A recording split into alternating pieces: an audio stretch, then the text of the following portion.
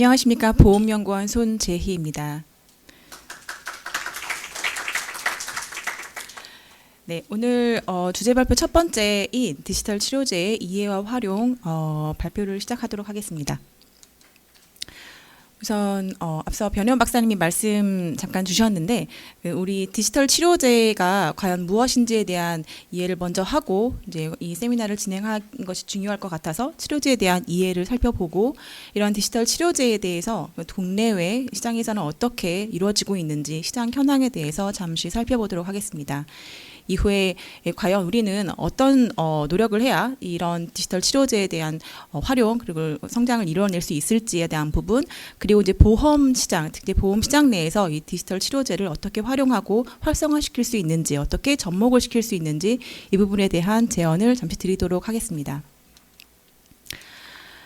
일단 디지털 치료제, 사실 건강한 삶에 대한 니즈, 그다음에 디지털 기술의 활용, 확산 이런 것들은 사실 디지털을 접목한 헬스케어 서비스를 부상시키는 원인으로 작용했습니다. 근데 이 가운데 사실 새로이 등장한 것들인데 디지털 치료제, 그러니까 디지털 테라퓨틱스라는 건데요. 사실 이러한 디지털 치료제의 성장 배경에는 왼쪽 그림에서 보시는 바와 같이 한 4가지 정도로 이렇게 이야기를 해볼 수 있습니다. 아시겠지만 만성질환자 증가하고 있죠. 근데 만성질환자의 증가가 위험한 이유는 사실 의료비입니다. 의료비가 폭증할 텐데요.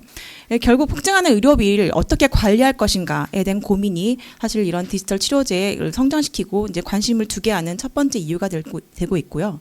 사실 만성질환자의 증가라는 부분은 또다시 치료의 방향성, 이런 의료 서비스의 방향성도 살짝 변화시키는 원인으로 작용했는데요. 결국은 치료 중심에서 관리 예방까지 같이 가야 된다라는 이런 의료 서비스의 방향성 변화도 이런 디지털 치료제의 성장을 일구는 원인으로 작용했습니다. 또 다른 또 중요한 원인 중에 하나가 빅데이터 혹은 이제 분석 기술의 발달인데요.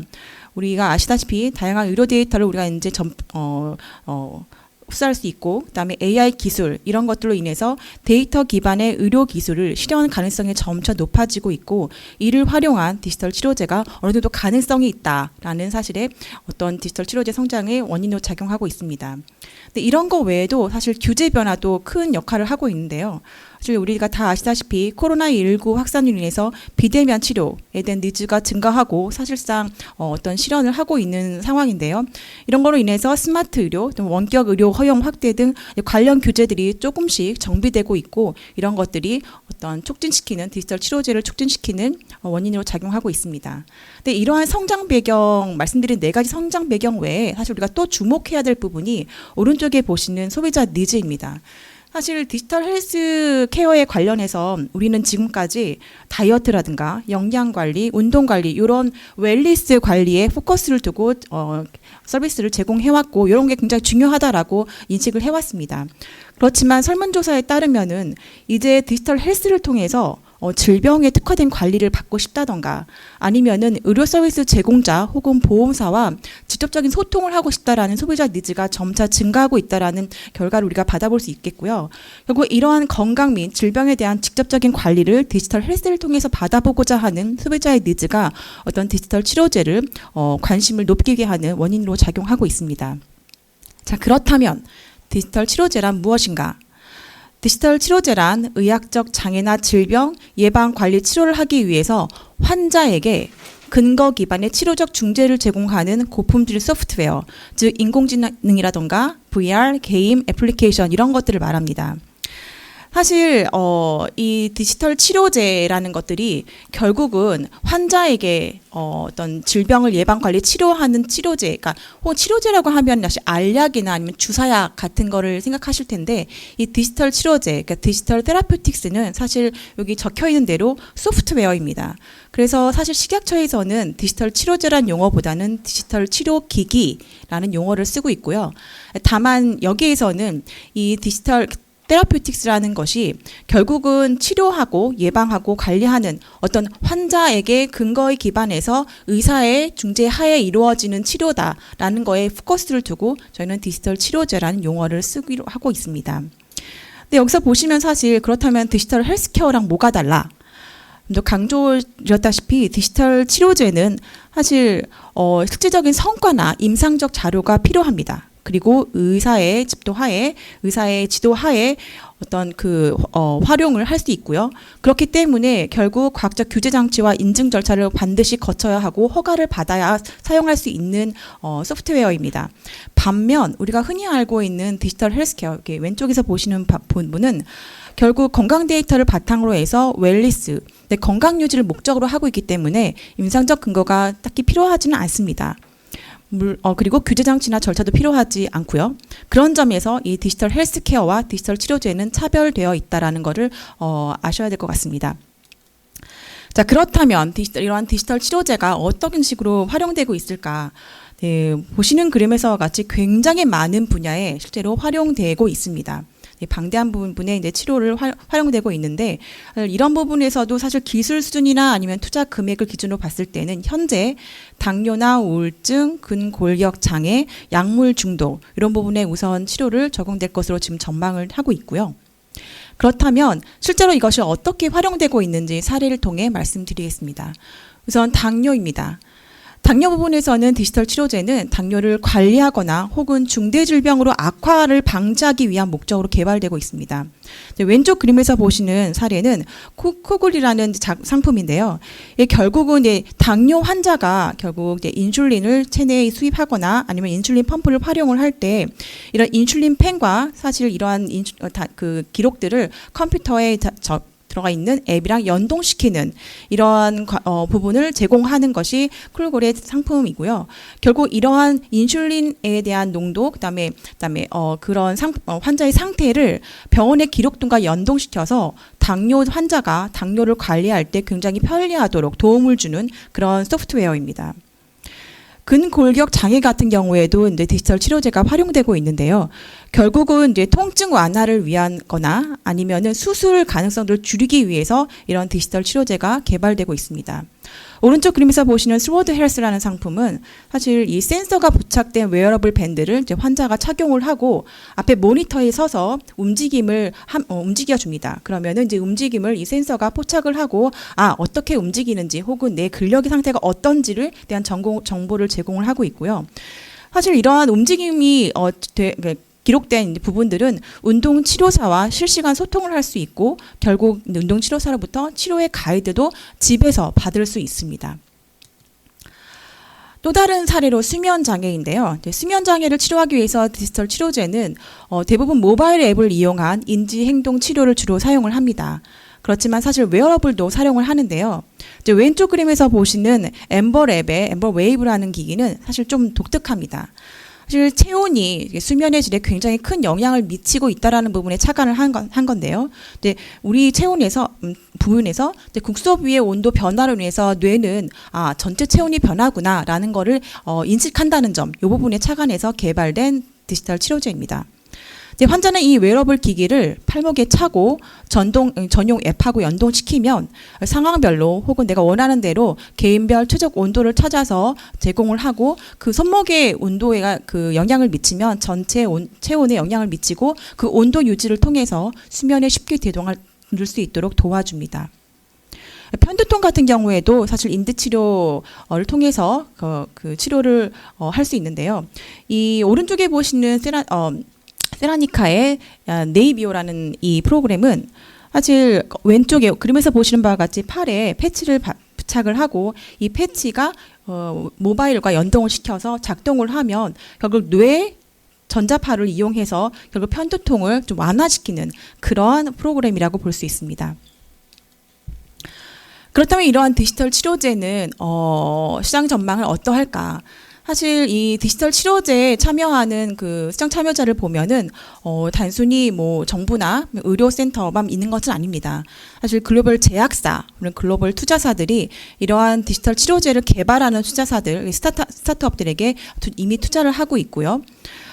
이러한 투자에 의해서 현재 글로벌 디지털 치료제 시장 전망을 보면은 가운데 그림에서 보시는 바와 같이 2025년까지 연평균 26%의 성장을 할 거다. 결국 2025년에는 한 80억 달러까지 증가할 거다라고 전망을 하고 있습니다.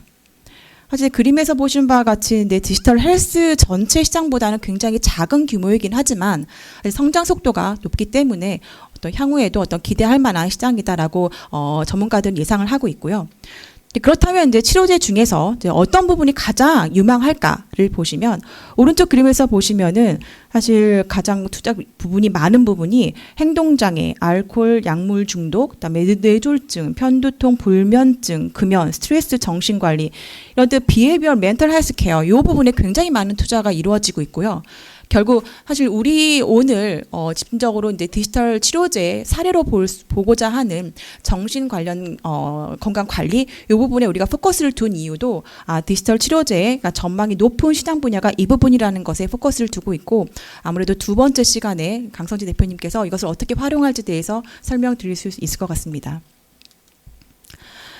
지금까지 사실 디지털 치료제가 무엇이고 또 얼마나 시장의 전망이 있는지를 설명을 드렸는데요.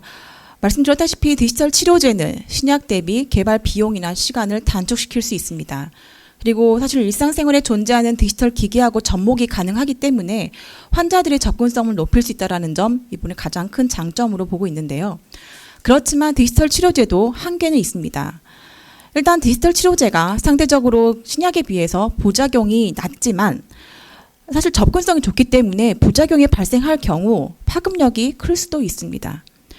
그리고 이제 디지털 기기가 접목, 데이터들이 왔다 갔다 하기 때문에 관리가 소홀해질 경우 환자의 개인정보 문제도 발생할 수 있습니다. 그리고 이제 디지털 치료제 자체가 환자하고의 어떤 적극적인 참여, 그다음에 지속적인 참여 이런 것들이 이루어질 때 사실 효과를 보장할 수 있는 부분인데 이런 것들이 사실 이렇게 보장하기가 쉽지는 않거든요. 그렇기 때문에 이런 효과의 불확실성 이런 부분들도 한계로 지적되고 있습니다. 자, 그렇다면 우리가 살펴본 디지털 치료제가 그럼 국내외에서 어떤 상황인지를 살펴보도록 하겠습니다. 디지털 치료제는 2010년 이후 중반 이후 이제 유럽이나 미국 등에서 이제 제도 개선이나 규제 도입을 통해서 성장을 하고 있는데요. 특히 유럽 같은 경우에 독일을 우리가 주목해 볼 필요가 있습니다. 독일은 2019년 독일 내 의료 서비스 디지털화를 위해서 제도적 장치를 마련을 했고 특히 여기가 우리가 주목해서 봐야 될 부분은 디지털 치료제 활용 기준을 유연하게 적용하는 패스트 트랙을 도입해서 결국 디지털 치료제를 개발하는 회사들을 성장을 촉진시키고 시장을 활성화시키려는 노력을 해왔다는 부분이고요. 이에 본받아서 영국이나 프랑스들도 독일의 제도를 많이 따라하고 지금 활성화시키려는 노력을 하고 있습니다. 아시아 같은 경우에는 일본과 우리나라를 사례를 볼 수 있는데 일본도 2020년 프로그램 의료기기 실용화 촉진 패키지 전략을 하고 그다음에 2021년에 프로그램 의료기기 실용화 촉진을 위한 체제 강화를 제정을 한 바 있습니다. 네, 우리나라 같은 경우에도 2020년 범부처 디지털 치료제 전 주기 지원 프로그램 혁신 의료기기 지원법을 제정을 한 바 있고요. 또한 이제 요양급여 여부를 이제 평가하기 위한 가이드라인도 작년에 제정을 한 바 있습니다. 자, 그럼 이러한 제도적 개정을 통해서 그러면 이제 해외 보험사가 디지털 치료제를 어떻게 활용하고 있는가? 우리가 보여드릴 부분인데 두 가지 부분인데요. 그러니까 해외 보험사가 디지털 치료제를 활용하는 부분은 첫 번째는 우리가 디지털 치료제를 활용했을 때 결국 보험금을 어떻게 지급하느냐, 보험급여에 관한 부분들. 두 번째 사례는 보험회사가 디지털 헬스케어 사업을 할 때 이걸 하나의 전략의 하나로서 디지털 치료제를 어떻게 활용하는가 이 두 가지 부분에서 우리가 살펴볼 수 있습니다. 첫 번째 보시는 부분은 각국의 민영 보험사들이 디지털 치료제를 활용해서 어떻게 보험급여를 제공하고 있는지에 대한 사례인데요. 일단 미국 같은 경우에는 많은 보험사들이 이제 디지털 치료제를 활용하는 부분에 대해서 주저주저하고 있지만 작년에 최초로 민영 건강보험 회사 하이마켓이나 셀렉스헬스 같은 보험 회사가 FDA가 승인한 디지털 치료제에 대한 보험 보상을 결정한 바 있습니다. 독일은 앞서 말씀드린 바와 같이 제도 개선을 굉장히 빠르게 했는데요. 이에 따라서 지금 현재 8개의 디지털 치료제가 정부로부터 인증돼서 보험회사로부터 비용을 보상받을 수 있습니다. 영국이나 프랑스, 일본 등도 이런 많은 숫자는 아니지만 정부로부터 인증받은 디지털 치료제를 보상을 하는 그런 사례가 있습니다. 그렇다면 이제 두 번째 제가 말씀드렸던 보험사들의 디지털 치료제를 어떻게 활용할까? 바로 헬스케어, 디지털 헬스케어의 한 전략 중에 하나입니다. 파트너십이나 투자, 즉 디지털 치료제를 개발하는 회사와 파트너십을 하거나 인수를 하거나 투자를 함으로써 이것을 하나의 디지털 헬스케어의 전략 중에 하나로 활용하고 있는데요. 첫 번째 보여드리는 사례는 글로벌 헬스케어 기업인 CVS입니다. 아시다시피 CVS는 건강보험사는 에트나를 자회사를 가지고 있는데요. 이 회사는 5개 헬스케어 영역에 집중적으로 투자를 하고 있습니다. 5개 영역은 만성질환 관리, 가상케어, 가정의료, 헬스아이트, 진단, 치료 부분인데요. 이 CVS 같은 경우는 2020년에 만성질환 관리와 진단 및 치료에 이런 부분을 활성화하기 위해서 디지털 치료제 제공사들과 파트너십을 체결한 바 있습니다. 그리고 작년에는 만성 통증이나 우울증 치료를 하기 위한 디지털 치료제 제공사인 스타트업에 투자를 하고 있습니다. 또 다른 사례로 시그나를 볼 수 있습니다. 시그나는 사실 2020년에 헬스케어 전문 브랜드를 만들었는데요. 에버노스라고 헬스케어 전문 서비스 브랜드를 만들었는데 이거를 통해서 단순한 텔레헬스 서비스가 아니라 효과적이고 전문적인 접근성이 높은 디지털 헬스케어 서비스를 제공하겠다라는 전략을 선포한 바 있습니다. 그래서 이 시그나가 사실 포커스를 두고 있는 부분이 2가지 부분입니다. 가상케어와 만성질환 관리인데 이런 부분을 활성화시키기 위해서 결국 디지털 치료제 스타트업들과 파트너십을 맺고 서비스를 제공하고 있고 특히 이제 만성질환 관리 부분에 또 집중을 해서 활성화시키고 있습니다. 악사 많이 들어보셨는데 종합 보험사죠. 악사는 사실 헬스케어를 디지털 헬스케어를 그들의 주력 사업으로 하나로 이렇게 이미 선포한 바 있는데 따라서 악사 같은 경우에는 헬스케어 에코시스템이라는 헬스케어 플랫폼을 만드는데 굉장히 투자를 많이 하고 있습니다. 이런 악사의 헬스케어 에코시스템이나 아니면 헬스케어 플랫폼의 목적은 결국 고객 의료 여정에 따른 서비스 제공인데 이걸 이루기 위해서 악사는 디지털 헬스 관련된 스타트업이나 아니면은 디지털 치료제 관련 회사들에게 파트너십을 맺거나 투자를 하고 있습니다. 거기서 그림에서 보시는 것 같이 최근에 악사는 텔레헬스나 의료 컨설팅 그리고 정신 상담 분야 당뇨 관리에 관련된 디지털 치료 제공사와 파트너십을 맺고 투자를 이미 진행을 하고 있습니다. 지금 보시는 테이블은 다양한 디지털 치료 제공사에게 얼마나 많은 보험사가 투자와 파트너십을 맺고 있는지를 보여드리고 있는데요. 우리가 좀 더 집중해서 봐야 될 부분은 이 많은 분야들 중에 당뇨 그리고 정신 관련 분야, 불안, 우울증, 수면장애, 스트레스성 정신질환 이런 부분에 되게 집중돼서 투자와 파트너십이 이루어지고 있다라는 부분입니다. 그렇다면 국내를 한번 볼까요? 근데 국내에서는 사실 많은 참여 제공사들이 이제 시도를 하고 있는데 보시는 테이블은 이제 국내 디지털 치료제 임상 실험 계획이 승인된 현황입니다. 지금 보시는 테이블은 10개를 보여드렸는데 사실 이게 점점 증가돼서 2022년 이후에 24개의 디지털 치료제가 추가로 임상 시험 계획이 승인돼서 테스트를 하고 있습니다.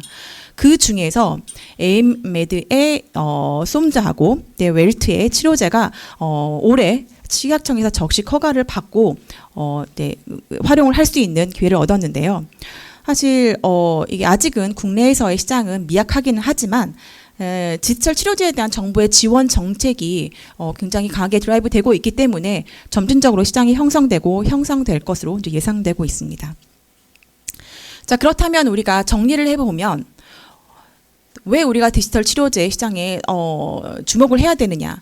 사실 포인트는 소비자들의 니즈입니다. 이제 소비자들은 웰니스 케어가 같은 단순 디지털 헬스가 아니라 디지털을 활용한 직접적인 이런 질병 관리를 기대하고 있다는 부분이고요. 그리고 글로벌리 디지털 치료제 효과나 시장성에 대한 긍정적인 평가가 나오고 있기 때문에 글로벌 시장에서도 이러한 디지털 치료제 개발과 투자가 점점 증가되고 있다. 증가 추세라는 부분입니다. 물론 앞서 말씀드린 바와 같이 국내의 디지털 치료제에 관련된 인식은 사실상 초기 단계이지만 제도 개선이 이루어지고 있기 때문에 이런 부분에 대해 좀 더 관심을 기울일 필요가 있고 또 시장이 점점 성장할 것이라 생각이 들고요. 다만 이런 디지털 치료제의 활용을 하는 데 있어서 안전성을 확인한다던가 아니면 개인정보라는 부분에 대해서 좀 대비가 필요하다라는 부분들을 말씀드리고자 합니다. 근데 이제 조금 더 좁혀서 이제 보험 산업이 그러면 왜 디지털 치료제에 관심을 가져야 하나? 앞서 제가 말씀드린 바와 같이 디지털 치료제는 따로 떨어져 있는 것이 아니라 디지털 헬스 영역 중에 하나입니다. 디지털 치료제는 디지털 헬스의 영역 중에 하나이고 사실 디지털 기술이 융합된 가장 첨단에 있는 부분이라고 할 수 있고요. 뿐만 아니라 사실 디지털 치료제가 우리가 관심을 가져야 되는 부분은 이 데이터라는 부분이고 소비자의 접목이라는 부분입니다. 디지털 치료제는 소비자의 실질적인 활용이 없으면은 성과를 이뤄낼 수 없는 부분이고 이 소비자의 활용 그 자체만을 보면 소비자로부터의 데이터들이 오고 가고 하는 부분이기 때문에 이런 디지털 치료제를 통한 데이터의 활용 측면에서도 보험 산업은 관심을 기울여야 될 부분이라고 생각이 듭니다. 그렇다면 이제 보험 산업이 어떻게 해서 이제 디지털 치료제를 활용할 수 있을까? 일단 앞서 보여드린 바와 같이 이미 글로벌 보험사들이 디지털 헬스케어 서비스 강화 전략의 하나로 디지털 치료제를 활용하고 있다라는 부분이고요. 특히 이제 그 정신건강관리 서비스에 굉장히 활용을 많이 하고 있다, 시도를 하고 있다라는 부분이기 때문에 국내 보험사도 이러한 시장 동향에 대해서 이제 검토를 해볼 필요가 있고요. 뿐만 아니라 각 보험사마다 굉장히 다른 디지털 헬스케어 전략을 가지고 계실 텐데 이런 거기에 맞춰서 디지털 치료제 관련된 스타트업이나에 대한 투자나 파트너십도 시도해 볼 필요가 있지 않을까 생각이 들고요. 또 하나는 실제로 이제 상품으로 활용입니다. 우리가 혁신의료기기 통합심사지정제를 통해서 비급여로 선정될 가능성도 있는데 이제 그럴 경우에 이를 어떻게 보험 상품화 시킬 수 있을지 이런 부분들도 좀 이르지만 조금씩 고민해 볼 필요가 있지 않을까 생각이 듭니다. 이것으로 발표를 마치겠습니다.